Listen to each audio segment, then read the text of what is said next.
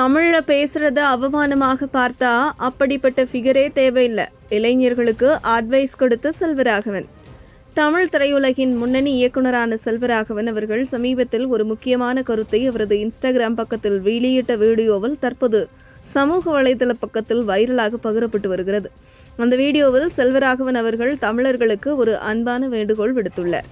எனக்கு ஒரு வேண்டுகோளுங்க, நான் கெஞ்சி கேட்குறேன், தாழ்மையோடு கேட்குறேன். முக்கியமாக தமிழ்நாட்டு மக்களுக்கு தமிழ் இனி மெல்லச் சாகும் அப்படின்னு பாரதியார் சொன்னாங்க.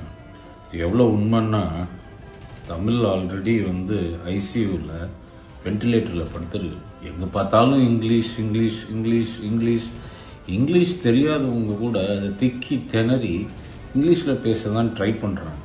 தமிழில் பேசுகிறத அவமானமாக அருவருக்கத்தக்கதாக நினைக்கிறாங்க.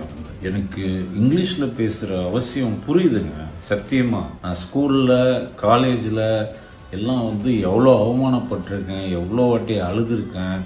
தமிழ் மொழியின் நிலைமை பற்றி அழகாக பேசிய அவர், தமிழ் இனி மெல்லச்சாகும் என்று பாரதியார் சொன்னது எவ்வளவு உண்மையாக இருக்கிறதோ என்று தனது வருத்தத்தை வெளிப்படுத்தினார்.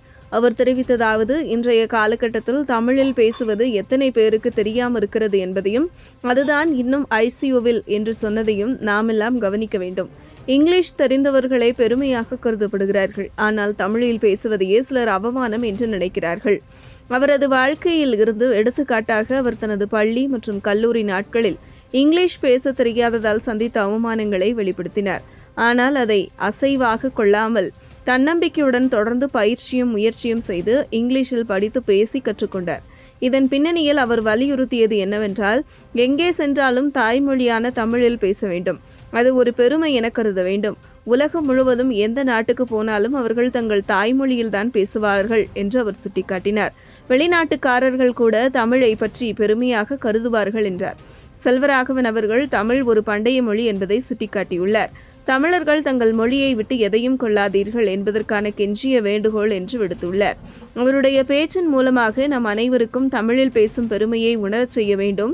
நம் மொழியையும் நம் அடையாளத்தையும் தக்க வைத்துக் கொள்ள எங்கே சென்றாலும் தமிழில் நிமிர்ந்து பேச வேண்டும், மிகவும் முக்கியம். தமிழை இனி வெண்டிலேட்டரிலிருந்து மீட்டெடுக்க வேண்டிய நேரம் இது. தமிழ் மொழியில்தான் நாம் பேச வேண்டும் என்று தெரிவித்துள்ளார். உலகத்திலேயே பழமையான மொழி என்ன? தமிழ் மொழி. இது நான் கெஞ்சி கேட்கறதா வச்சுக்கோங்க, வேண்டுகோளா வச்சுக்கோங்க. காலங்காலமா உள்ள புழுங்கி போய் கிடந்த ஒரு இதை நான் உங்க கூட ஷேர் பண்ணிக்கிறேன், அவ்வளவுதான்.